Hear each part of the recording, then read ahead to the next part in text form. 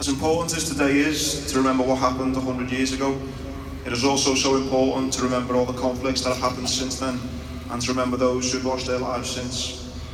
It's a real honour for me to be able to stand on this stage and share my story, because for years now I've been coming to this ceremony with my friends, and this is normally my chance to sound like Uncle Albert of Only Fools and Horses and talk about when I was at war. So the fact that I get to stand here now and share with you for a couple of minutes about just what happened to me is a real honour.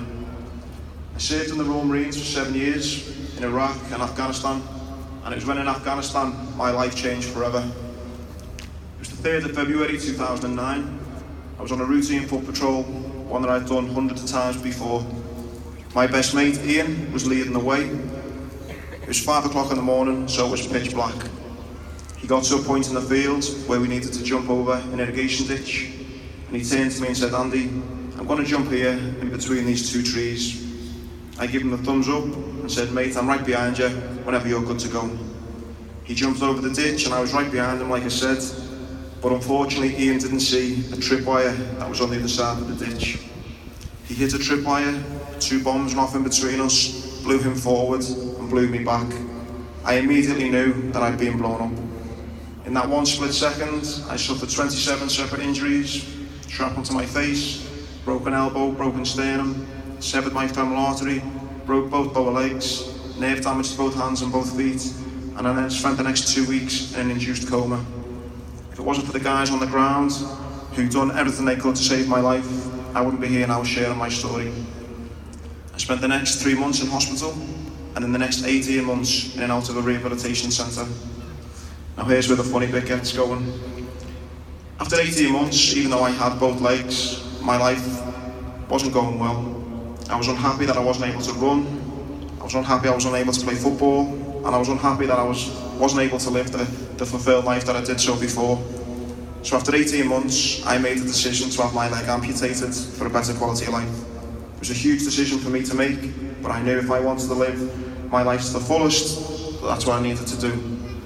I had the leg amputated, and as the surgeon come round a couple of hours to see me, I just straight away asked him, "Please doc, tell me how the operation went."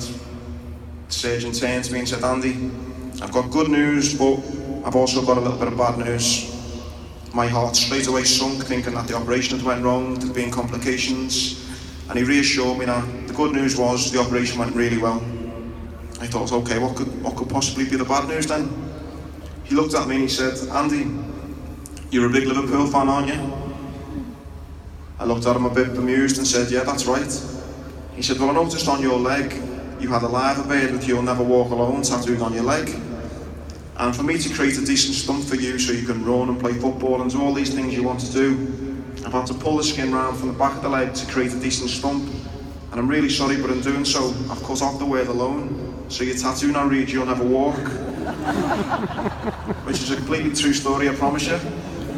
But thankfully, he wasn't lying to me when he said the good news was the operation went really well. Within 3 months I was walking, within 6 months I was running, and I've since went on to break world records, climb mountains, and I now do live my life to the fullest. And that's the important thing for me. I feel a debt that I need to try and live my life to the fullest, because I'm one of the lucky ones.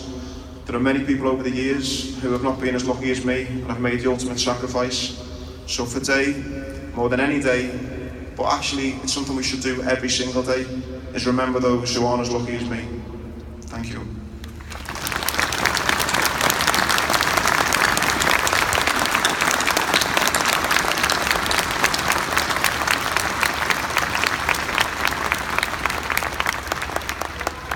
Representatives of the military will now lay their wreaths at the Cenotaph and will be joined by the bereaved from recent conflicts, including Elizabeth Cross.